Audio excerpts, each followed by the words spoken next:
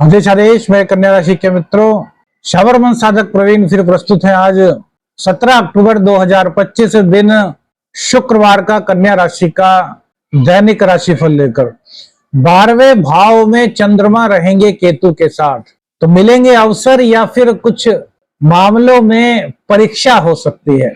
ग्रहों का क्या संकेत कन्या राशि वालों के लिए, विर्गो जोडिक साइन वालों के लिए 17 अक्टूबर 2025 में हो सकता है।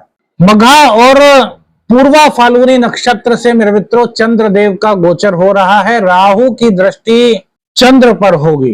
देखिए, आज सबसे पहले जो चीज है वो बताते हैं आपको स्वास्थ्य के बारे में। आपको हल्की फुल्की सी आज कुछ बेचैनी या फिर जिसको कहें कि मन का न लगना एक होती है ना, एक बहुत अच्छी फीलिंग्स होती है कि आज का दिन बहुत अच्छा है, आज अच्छी चीजें आएंगी। तो आपको कुछ इस तरह की कंफ्यूजन की स्थिति रहेगी कि यार क्या करें क्या ना करें, मन में बेचैनी और थोड़ी सी उत्साह की कमी कहीं महसूस हो सकती है। खर्चों की अधिकता, क्योंकि 11वें भाव के मालिक 12वें भाव में राहु से दृष्ट हैं, केतु के साथ हैं, तो धार्मिक भावनाएं तो बढ़ेंगी।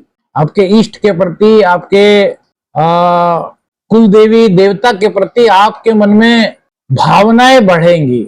एकदम से उनकी पूजा अर्चना करने का विचार आपके मन में आ सकता है। लेकिन कुछ खर्चों की स्थिति को यह बयां कर रहा है। तो मेरे मित्रों, आज का दिन बजट बना करके चलने का है। अनावश्यक खर्चों से आपको थोड़ा सा आज बच करके चलना होगा।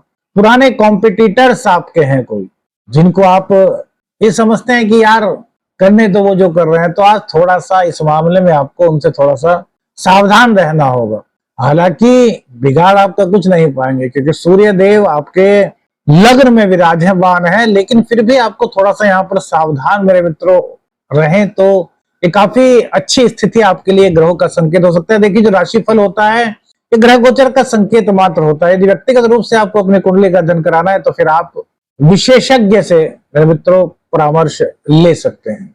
सूर्य देव के लग्न में होने के कारण आपके अंदर अभिलाषाएं बहुत रहेंगी।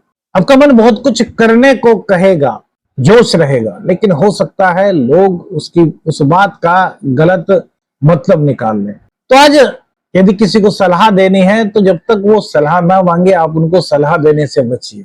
मंगल और बुध सेकंड हाउस में बैठे हैं, तो बुध का सेकंड हाउस में बैठना आपकी वाणी में तेज लाता है, आपकी वाणी में आकर्षण लाता है, आपकी वाणी में एक मिठास लाता है। लेकिन मंगल देव का भी संयुक्त रूप से यहीं पर बुध के साथ होना, ये रिश्तों में, यानी कि आपके कुटुंबी जन, आपके परिवार जन, उनसे आपकी कुछ मत भिन्नता हो सकती है, यानी कि उनके विचार और आपके विचार अलग हो सकते हैं। ऐसा हो सकता है कि आप उनके पास जाएं, उनसे कुछ बात पूछने या फिर उनसे कुछ सलाह लेने, और वो आपको कुछ कहें, उसके ऊपर आप अपनी बात बताएं तो वो आपको कहने लगे कि यार आप क्या कह रहे हो, आप सलाह लेने आए हो या फिर आप कुछ बहस जैसी स्थिति कर रहे हो। तो इस तरह की परिस्थितियों में मेरे मित्रों बचना है, अपनी वाणी को मृदु बनाए रखना है, अपनी वाणी में मिठास रखनी है।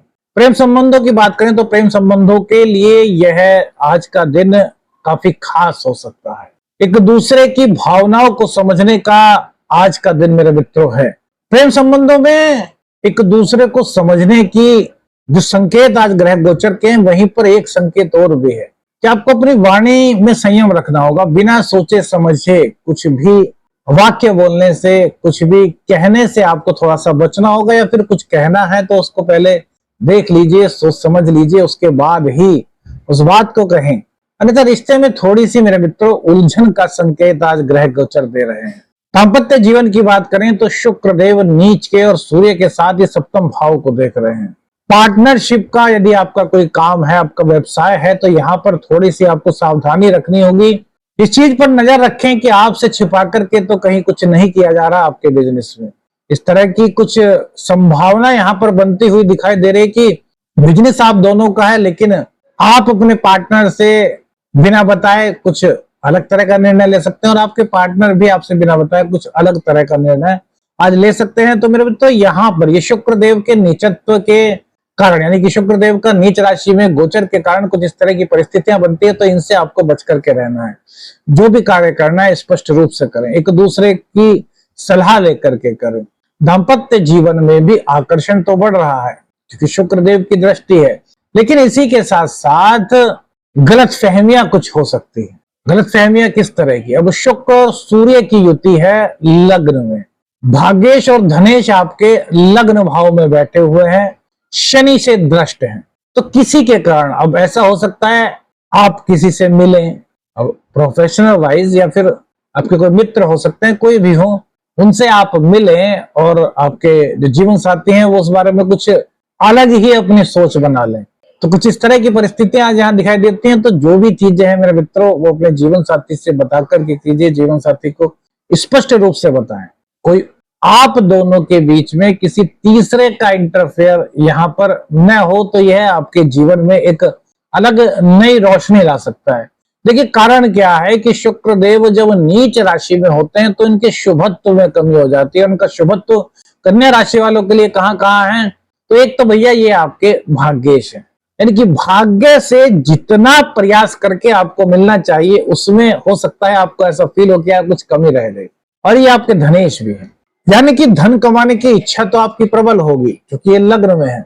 आप नए नए आइडियाज लगाएंगे, आप नई नई जिसको कहते हैं युक्तियां सोचेंगे कि किस तरीके से अपने जीवन में सफल हो पाए।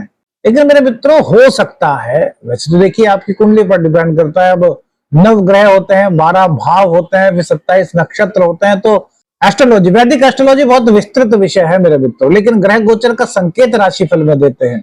तो यहाँ पर कुछ इस प्रकार की परिस्थिति बनती है कि इन सब करने के बाद आपको कुछ ऐसा फील हो सकता है कि यार जो अपेक्षित परिणाम था वो शायद नहीं मिल पाया।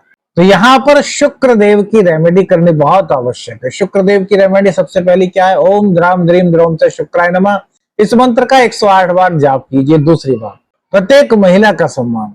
तीसरी बार मंगल और बुध है, तो मंगल और बुध यानी कि राजकुमार और सेनापति सेकंड हाउस में है। बुद्धि का और वाणी का सही समय पर सही जगह प्रयोग कीजिए मेरे मित्रों, और खाने पीने में लापरवाही मत कीजिए। जो भी भोजन आपको करना है वो अपने घर पे बनाइए, ऐसा नहीं कि बाजार जाकर के। बाजार में होता है कभी हफ्ते में 2 हफ्ते में एक बार चले गए, आपने अगर स्वाद लिया, लेकिन ज्यादातर अपने घर का शुद्ध सात्विक सरल भोजन कीजिए, वो भी आपके लिए एक अच्छा काम करेगा। और शुक्र देव की कृपा प्राप्त करने के लिए 2-4 बूंद इत्र का कपूर का जो तेल आता है वो स्नान के जल में डाल करके उससे स्नान कीजिए, और चंदन का इत्र अपने वस्त्रों पर लगाइए। ये आपके जीवन में नेगेटिविटी को हटा करके पॉजिटिविटी लाएगा। संतान यदि किसी मामले में कोई कंफ्यूजन है उसको, तो वो कंफ्यूजन दूर होगा। शिक्षा में एकाग्रता इससे बढ़ेगी, और इसी के साथ साथ जीवन में नेगेटिविटी को यह उपाय कम करेंगे और पॉजिटिविटी को आपके जीवन में बढ़ाने का वैदिक ज्योतिष के अनुसार ये काम आपके उपाय कर सकते हैं।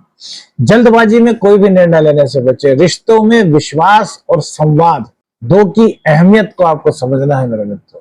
कौन सी बात सबसे अच्छी राशिफल में लगी, अपने अनुभव बताइएगा। वीडियो अच्छी लगी तो लाइक और शेयर कीजिएगा। चैनल पर नए, चैनल को सब्सक्राइब कीजिए। आदेश लक्ष्मी रंजन, हर हर महादेव।